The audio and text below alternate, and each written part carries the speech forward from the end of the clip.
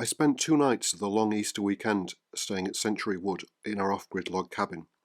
Spring was definitely underway in Shropshire by then, and this video shows some of the signs of things coming back to life and what staying in the cabin is like. To start with, here I am coming up to the log cabin with the shutters all closed up. The shutters are hinged, but there are bolts and wing nuts holding them on tight. Let's get the side door open.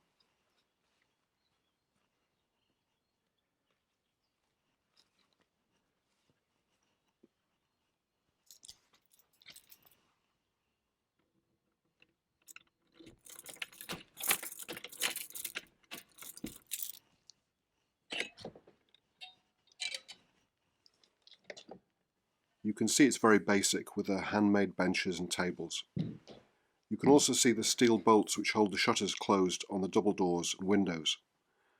Over here is the wood stove and the kitchen sink. More of them later.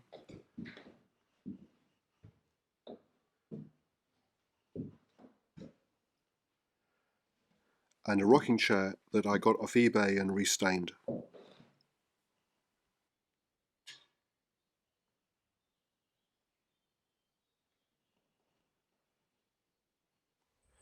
Next, some of the sounds that I could hear throughout the wood at the time. A woodpecker chirping and hammering on a tree, bangs from a bird scarer in a nearby field, and lots of pheasants.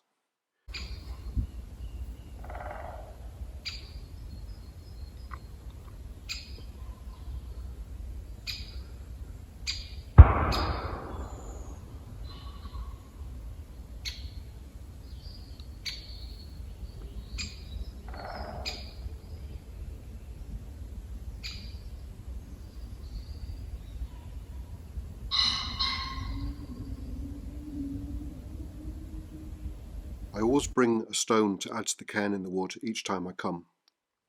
This is the old lean-to at the back of the log cabin. I'm going to remove it soon, and for the last couple of years I've been gradually running down the firewood stacked there.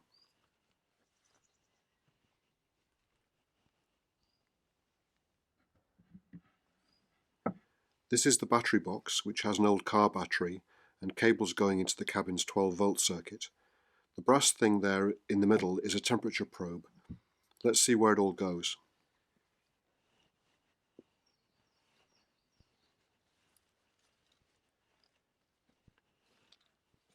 As you can see, I've opened up the double doors and the window shutters. Radio, that's one thing powered by the 12-volt circuit. Thermometer, showing the inside and outside temperatures, with another temperature probe under the eaves in the shade at the back. 15 degrees outside and 19 inside the cabin. The thermometer records maximum and minimum too, so you can see how cold it's got overnight.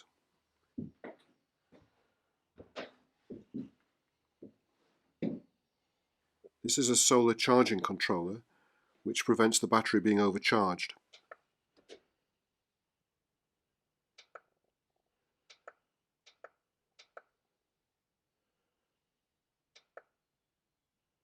You can see the battery is being charged at 14.2 volts, but only at 0.2 amps because it's pretty much full. That 25 degrees temperature comes from the brass probe in the battery box which I showed you, and that stops the battery being charged when it's too cold. This is the kitchen sink with a tap fed from the water carrier up on the shelf.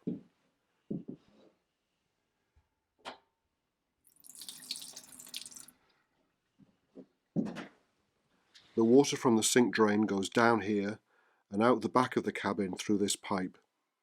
I dug a trench for it to take it about 3 meters away from the cabin into a small gravel trap.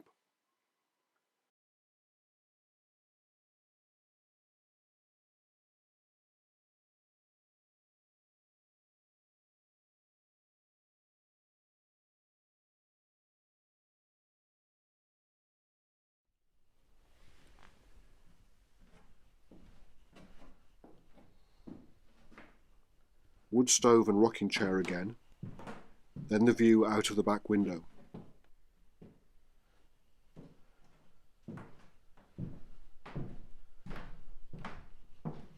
The wood tractor is parked out the front in the glade, and here is the solar panel.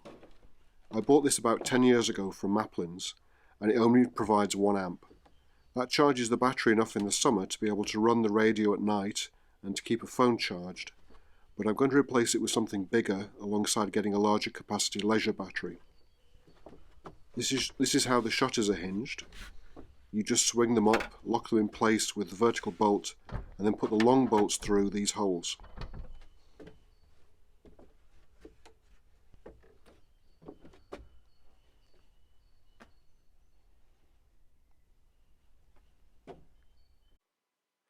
Now it's night time and I'm going to cook my dinner. We tend to eat late at the cabin to get the most out of the daylight. The light is from a camping gas lantern and I've put the radio on. In the background you can see my camping bed and the sleeping bag. You can cook on the wood stove, but I usually just use this blue camping gas bistro stove. Burgers, salad and cider tonight.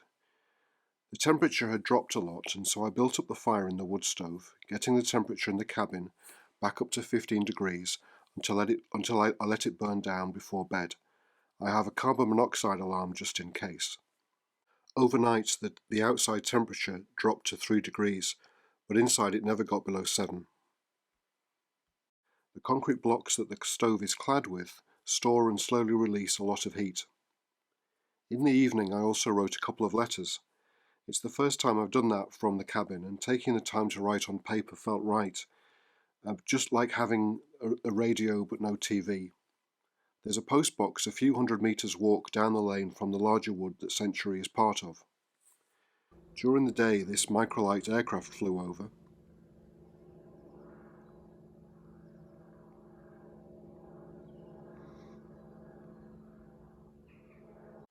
In the evening the sun set in line with one of the ditches on the boundary of the wood. The second night was very like the first, and I made this short video as I woke up to the start of the dawn chorus including pheasants.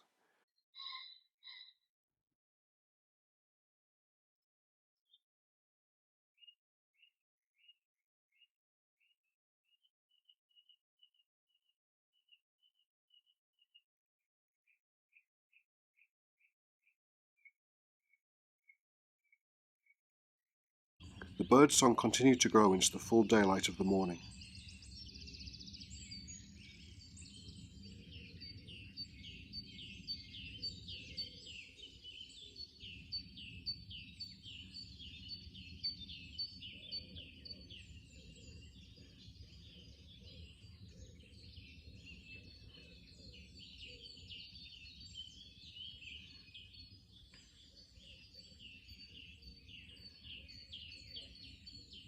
I packed up the car, closed up the log cabin's doors and shutters, and took this last picture of the cabin in the foreground and the barn behind. If you've enjoyed this video, please subscribe to see more videos about managing the wood, staying in the off-grid log cabin, producing firewood, and updating the solar electric system in the cabin.